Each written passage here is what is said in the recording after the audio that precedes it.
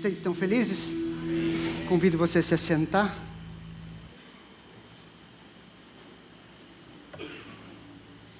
Queridos, quero compartilhar uma palavra com vocês aqui. Se você trouxe Bíblia, abra comigo no Evangelho de Lucas, no capítulo 24, do verso 6 ao 7.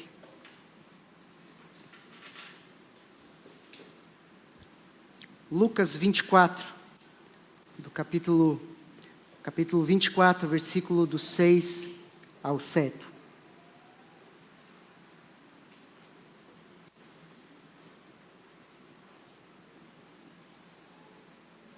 A palavra de Deus fala assim: Ele, Jesus, não está aqui, mas ressuscitou.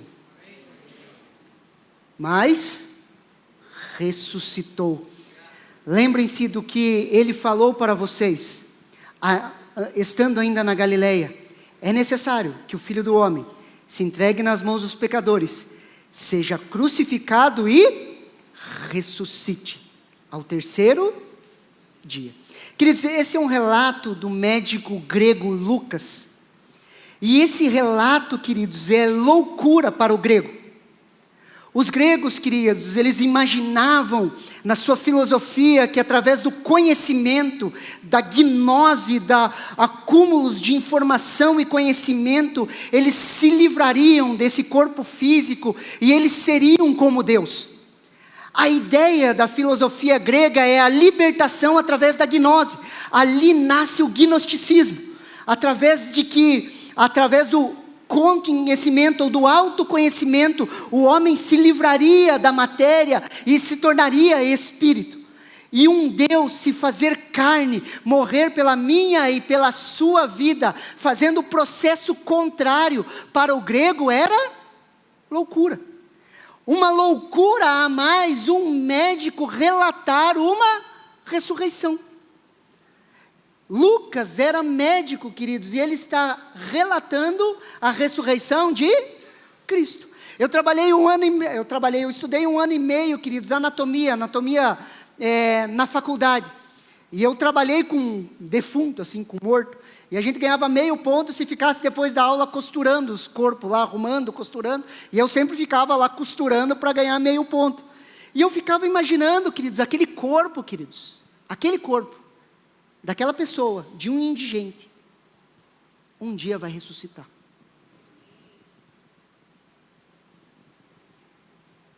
Consegue me entender? Por quê? Porque Cristo ressuscitou. E Jesus ressuscitou em corpo. Posso ouvir um amém? Ele ressuscitou em corpo, queridos. E hoje ele tem um corpo, marcado pela minha e pela sua vida. Por isso que Isaías vai falar que ele tem o teu nome marcado na palma das suas mãos. É a marca dos cravos. Um Deus que se fez carne era loucura para a filosofia grega. Que morre é um escândalo para os judeus que esperavam o Messias de guerra. Os judeus, queridos, esperavam um Messias como Davi, que viesse e libertasse eles da opressão romana. Eles esperavam um Messias de guerra. Provavelmente, queridos, quando Jesus entra em Jerusalém e ele é aclamado pelo povo, o povo aclama Jesus achando que ele viria e levantaria um exército para romper, queridos, com a opressão romana.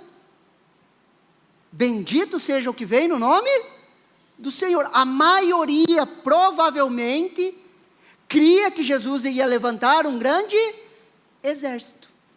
Se ele cura, liberta, ressuscita mortos, imagine o que ele pode fazer em campo de batalha, queridos. Quando Jesus morre em uma cruz, é escândalo para os judeus.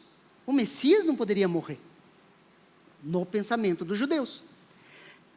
A ressurreição, queridos, que vai de contramão à lógica que nós temos, a lógica científica, queridos. A morte e a ressurreição de Cristo é a grande inversão da história humana. Através da obra redentora de Cristo, eu e você podemos experimentar o novo nascimento, eu e você podemos experimentar vida eterna, eu e você recebemos a vida de Deus, eu e você temos a possibilidade de sermos morada de Deus, sermos batizados com o Espírito Santo. Através da obra redentora de Cristo Jesus, os céus foram abertos, queridos, e os céus permanecem abertos sobre as nossas vidas. E hoje eu e você somos morada de Deus, queridos. O Espírito Santo habita em nós. Aquilo que era impossível para ler fazer, hoje é possível. Como? Através do convencimento do Espírito Santo. Queridos, nós temos um amigo, um ajudador, um advogado que nos convence, nos fortalece nas nossas fraquezas. Hoje eu e você podemos cumprir a obra de Deus, porque o Espírito Santo habita em nós. Existe um poder transformador para além, queridos, das celebrações de Páscoa anual. Queridos, a morte e a ressurreição de Cristo, queridos, tem que ser um fator determinante nas nossas vidas. Posso ouvir um amém? Jesus está vivo e isso é determinante nas nossas vidas. O fator de Cristo ter ressuscitado deve ser um fator de transformação na nossa vida. Não só um fato ou uma informação histórica ou até mesmo um memorial, mas é um fundamento e um princípio fundamental da nossa fé. Olha o que Hebreus capítulo 6, do versículo 1 ao 3 nos fala. Hebreus capítulo 6, do versículo 1 ao 3. Por isso, deixando os princípios elementares, repete assim comigo, elementares da doutrina de Cristo, avancemos para o que é perfeito, não lançando de novo a base do arrependimento de obras mortas, a fé em Deus, o ensino de batismos, da imposição de mãos, da ressurreição dos mortos e do juízo eterno. Isso faremos se Deus permitir. Queridos, em Hebreus capítulo 5, o autor está falando sobre o sacerdócio de Cristo, seu sofrimento na terra, que Cristo aprendeu a sofrer, a obedecer por aquilo que ele sofreu, e ele fala da lentidão dos hebreus a entenderem isso, e pelo tempo de conversão deles, eles já deveriam ser mestres, mas ainda eles estavam bebendo leite, eles estavam tomando leitinho, a palavra não conseguia, eles não conseguiam se alimentar de alimento sólido, e o leite que ele chama, queridos, são esses 6 princípios elementares da doutrina de Cristo, que nós encontramos no capítulo 6, ele fala dos fundamentos elementares da doutrina de Cristo, dos princípios básicos do ensinamento de Cristo, que seriam os fundamentos do ensinamento de Cristo. Se você quer mais informação sobre isso, te convido a participar da Academia do Reino, eles vão te ensinar sobre isso. O primeiro princípio é a base do arrependimento de obras mortas. O segundo princípio fundamental é da fé em Deus, o ensino sobre batismos, no plural, da imposição de mãos, da ressurreição dos mortos e do juízo eterno.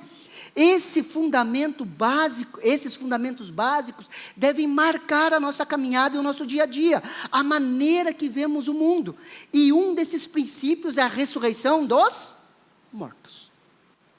A ressurreição dos mortos, e esse princípio da ressurreição dos mortos, que começa com as primícias, que é Jesus Cristo ressuscitando dentre os mortos, sendo o primeiro de muitos irmãos que vão ressuscitar, queridos, deve permear a nossa vida, e esse princípio básico, queridos, eu gosto de chamar de princípio da esperança. Repete assim comigo, esperança. O princípio da esperança. Por quê? Porque se Cristo ressuscitou, um dia eu e você vamos ressuscitar junto com Ele. Fala um amém aí. Amém. Queridos, essa é uma boa notícia. Você já viu que você está estragando? Teu corpinho não é o mesmo de 10 anos atrás, sim ou não? Queridos, está estragando, mas um dia nós vamos ganhar um novo. Aleluia, 0 quilômetro, até voa eu acho. Passa a parede.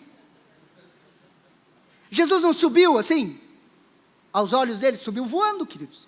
Talvez a gente voe também. Não, isso aqui você corta, você não leva como princípio fundamental, tá? Pula. Isso é minha imaginação. Esse entendimento, queridos, nos dá uma firme esperança e fundamenta a nossa fé. Olha o que 1 Coríntios, capítulo 15, do versículo 12 ao 17 nos fala. 1 Coríntios, capítulo 15, versículo 12 ao 17.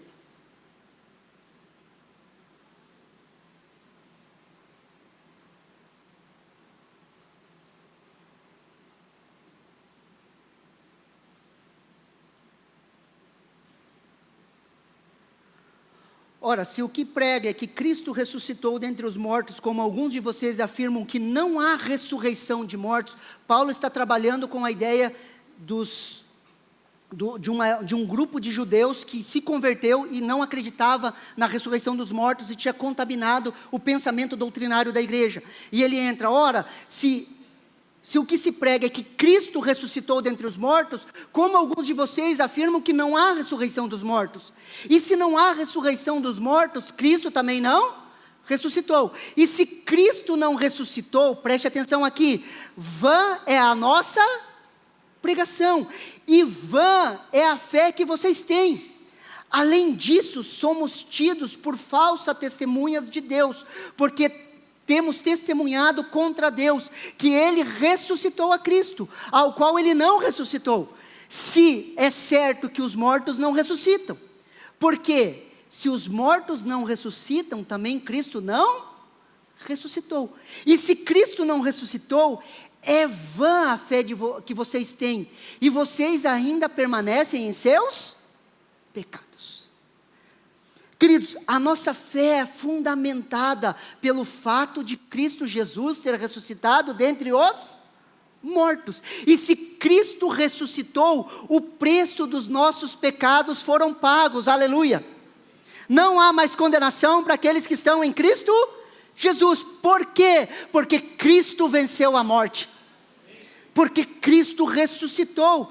Essa é uma esperança que nasce em nós, queridos. Se Cristo pagou o preço pelos nossos pecados, se Cristo ressuscitou, o preço dos nossos pecados foram pagos, e isso é uma esperança que nasce em nós, que um dia eu e você vamos ressuscitar com Ele. E se Cristo não ressuscitou, o apóstolo Paulo fala, vã é a fé que vocês têm. Esse termo vã, no grego, é sem poder. É uma fé sem poder, é uma fé vã. Queridos, mas se Cristo ressuscitou dentre os mortos, o Evangelho se torna poder para a salvação de todo aquele que nele crê. O Evangelho se torna poder de Deus para salvação. E se Cristo ressuscitou, o poder do alto vem sobre a minha e sobre a sua vida, somos empoderados para quê? Para sermos testemunhas de Jesus.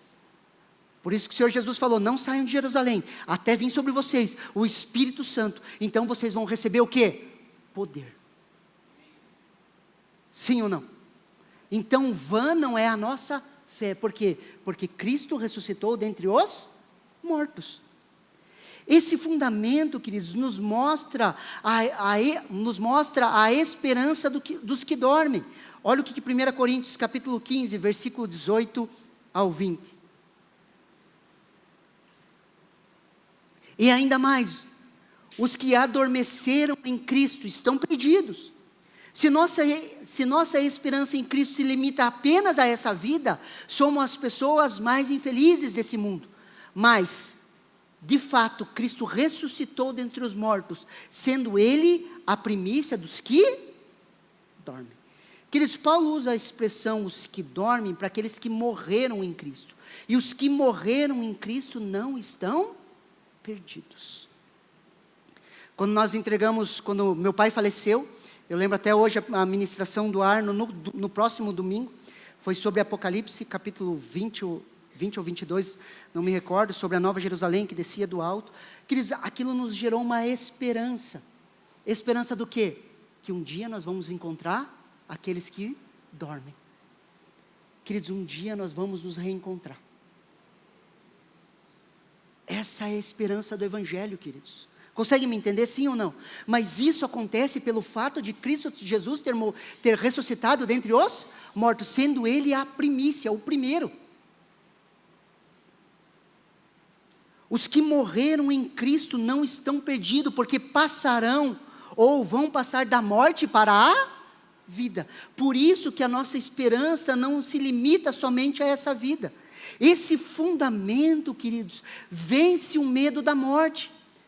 A pior coisa que pode acontecer na minha e na sua vida é eu e você morrermos, sim ou não? É a pior coisa que pode acontecer hoje.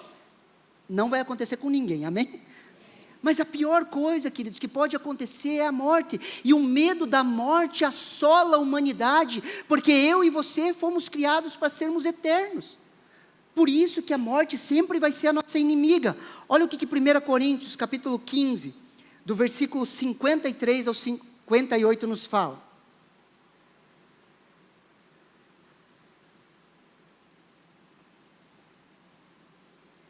Porque é necessário que esse corpo, que é o nosso corpo corruptível, se revista da incorruptibilidade, e que o corpo mortal se revista da imortalidade. E quando esse corpo corruptível se revestir de incorruptibilidade, e o que é mortal se revestir de imortalidade, então se cumprirá a palavra que está escrita: tragada foi a morte pela vitória. Onde está a morte, a sua vitória? Onde está a morte, o seu aguilhão? O aguilhão da morte é o pecado, e a força do pecado é a lei. Graças a Deus, que nos dá vitória por meio do nosso Senhor Jesus Cristo. Portanto, meus amados irmãos, sejam firmes, inabaláveis e sempre abundantes da obra do Senhor, sabendo que no Senhor o trabalho de vocês não é vão. O último inimigo, queridos, ser vencido é a morte, e a morte é a nossa inimiga. Queridos, por isso que toda vez, queridos, que nós encontramos ou nos deparamos com a morte, queridos, aquilo não mexe com a gente, sim ou não? Você vê uma pessoa, você está em um lugar, uma pessoa morta, queridos, você fica olhando e fala, não era para ser assim. Te dá uma indignação, por quê? Porque a morte é a nossa inimiga. Nós não nos acostumamos com ela. Só que a boa notícia é que a morte, queridos, ela vence a vida. E a ressurreição vence a morte. A ressurreição vence a morte. Por isso podemos continuar firmes, inabaláveis e sempre abundantes na obra do Senhor. Sempre abundantes, queridos. Porque nós temos uma viva esperança. Sabendo que no Senhor o trabalho de vocês não é em vão, porque um dia a morte será vencida e vamos experimentar a ressurreição dos mortos.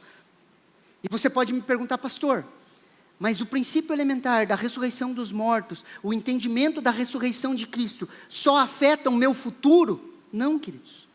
Como eu falei, esse fundamento, ele aponta para uma esperança. Nós temos uma esperança. Em qualquer situação nós vamos ter uma esperança. Um dia Cristo vai voltar. Posso ouvir um amém? Porque esperança que se vê não é esperança. Nós vamos ver um dia o céu se abrindo. Só que isso só afeta meu futuro? Não, queridos. Ele afeta o nosso presente. Eu e você temos um tripé, queridos, que nos sustenta nessa caminhada. E eu gostaria que você prestasse muita atenção aqui. Olha o que 1 Coríntios, capítulo 13, versículo 13 nos fala.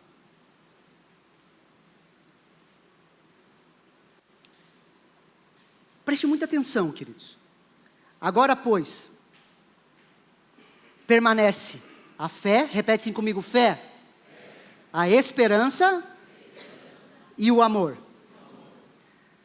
Esses três, porém, o maior deles é o amor. A nossa vida, queridos, é apoiada nesse tripé: fé, esperança e amor.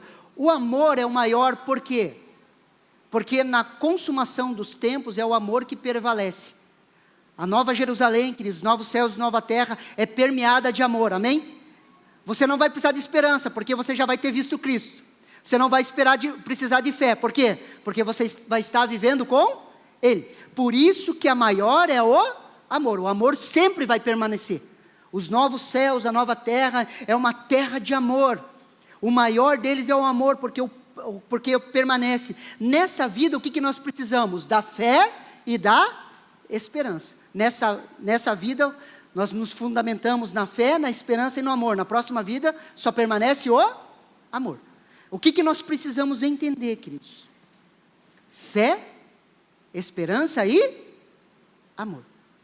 Esperança aponta para o futuro, porque a esperança que se vê não é esperança. Na esperança fomos salvos, porque ela ainda não se concretizou, o apóstolo Paulo fala. Por isso que a ressurreição dos mortos é um fundamento da esperança. E a fé, pastor? Eu e você somos chamados para andar por fé. Sim ou não? Eu e você somos chamados para andar por fé. E pela fé, hoje, queridos, nós manifestamos o reino de Deus sobre a face da terra. Consegue me entender? A esperança, ela aponta para o futuro, queridos. O futuro que nós esperamos, a volta de Cristo, a implantação do reino de Deus. Só que pela fé, eu e você manifestamos esse reino hoje, agora, aonde estamos. Sim ou não? Quer ver um exemplo simples? No reino de Deus existe amargura? Não. Vai existir amargura? Não. Como que nós manifestamos isso? Perdoando, limpando a nossa alma, liberando perdão sobre as vidas das pessoas, sim ou não? Consegue me entender? Nos desafios do nosso dia a dia, queridos, nós manifestamos fé. Olha o que Filipenses capítulo 3, versículo do 10 ao 14 nos fala. Olha que interessante, o apóstolo Paulo falando. O que eu quero é conhecer a Cristo e o poder da sua ressurreição. Tomar parte do seu sofrimento e me tornar como Ele em sua morte, para que de alguma forma alcance a ressurreição dentre os mortos. Não que eu já tenha recebido isso, ou já tenha obtido a perfeição, mas prossigo para conquistar aquilo para o que também fui conquistado por Cristo Jesus. Irmãos, quanto a mim, não julgo havê-lo alcançado, mas uma coisa eu faço, esquecendo-me das coisas que para trás ficam, avançando para as que estão diante de mim. Prossigo para o alvo, para o prêmio da soberana vocação em Cristo Jesus. Qual que era o desejo do coração de Paulo, queridos? Conhecer a Cristo e o poder da sua ressurreição. Quando que Paulo desejava conhecer isso? Se você chegasse para Paulo, quando que você deseja conhecer a Cristo e o poder da sua ressurreição? O que ele ia falar? Eu quero conhecer hoje. Hoje. Hoje eu posso conhecer mais a Cristo e o poder da sua ressurreição. Pela fé, hoje, queridos. Quando você quer, com certeza, o apóstolo Paulo diria hoje é o dia de conhecermos mais a Cristo e o poder da sua ressurreição. O poder da ressurreição de Cristo, o poder que perdoou os nossos pecados, nos fez uma nova criatura, permite hoje eu e você termos paz com Deus, permite hoje eu e você vivermos uma comunhão poderosa com Deus. O poder da ressurreição nos revela a Cristo e o seu reino, e isso acontece pela fé. Pela fé hoje. Por isso, queridos, que a fé, ela vem pelo ouvir, e ouvir pela palavra de Cristo. Por que a palavra de Deus fala para nós meditarmos na sua palavra? Ruminar a sua palavra. Porque a fé vem como? A fé vem pelo ouvir, e ouvir pela palavra de Deus. Não é a palavra de Deus, é pela. Essa palavra pela é através da palavra de Deus. Porque quando eu medito, recebo da palavra de Deus, queridos, isso gera fé no meu coração, e através dessa palavra eu vivo sobre a face da terra. E se eu vivo dessa maneira pela fé, eu manifesto o reino de Deus onde eu estou. Consegue me entender? A esperança sim aponta para o futuro, mas a manifestação do reino de Deus nas nossas vidas e o poder da ressurreição de Cristo que se manifesta na obra redentora é para hoje, é para mim e para você hoje. aonde eu medito, manifesto o reino de Deus. Por isso que o Senhor Jesus orou: seja feita a sua vontade aqui na terra, como ela é feita nos céus. A vontade de Deus, ela é feita na terra, através do povo que se chama igreja, do corpo vivo de Cristo. Sim ou não? Pela fé experimentamos o poder da ressurreição hoje. Pela fé podemos fazer como Paulo, esquecer das coisas do passado, das amarguras, dos fracassos, das amarras, queridos, e prosseguir para o alvo que se chama Cristo Jesus.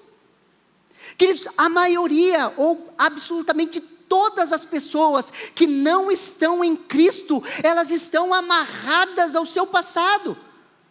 Cristo Jesus, Ele nos liberta do nosso passado, nos faz uma nova criatura. Por isso que nós podemos deixar as coisas que para trás ficam e seguir para o alvo que é Cristo Jesus, nos tornarmos mais parecidos com Ele. Esse é o nosso alvo, ser como Ele, servir como Ele. Consegue me entender? E é pela fé, queridos, que nós nos libertamos disso. É o poder da ressurreição.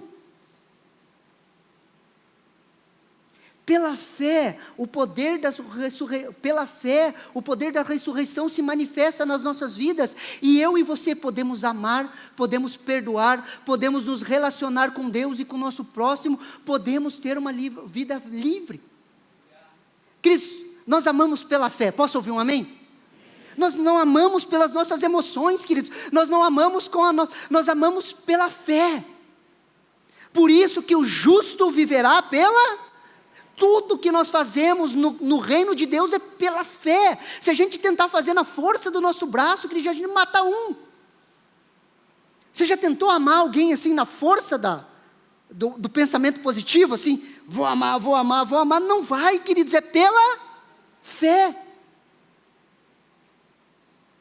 Já tentou perdoar alguém pelo poder de uma decisão sua? Não tem como, é pela fé e pelo poder da ressurreição, se manifestando naquilo que você crê. A palavra de Deus, ela se torna viva, você assume aquilo, você crê naquilo, e você começa a viver através da palavra de Deus. Pela fé, o poder pela fé e o poder da ressurreição, podemos receber o Espírito Santo de Deus, queridos. Somos morada de Deus, somos guiados por um bom Deus.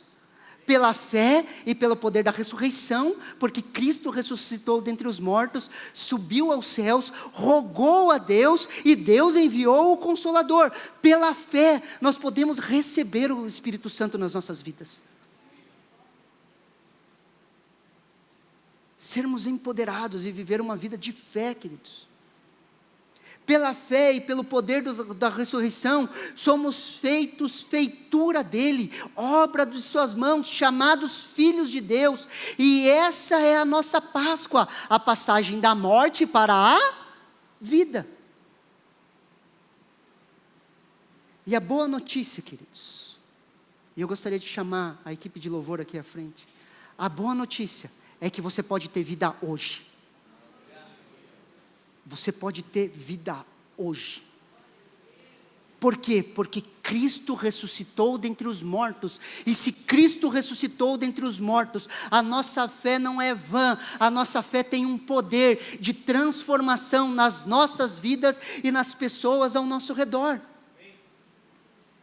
Se você ouvir hoje o chamado do Senhor, hoje, e hoje você se render a Deus, essa vida se manifesta na sua vida.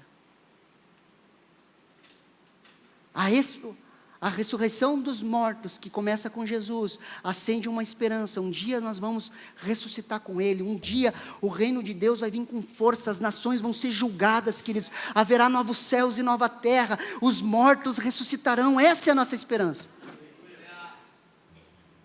Só que pela fé, eu e você podemos viver coisas sobrenaturais hoje. O agir de Deus nas nossas vidas hoje. A vida de Deus. Gostaria de te convidar a você se colocar em pé.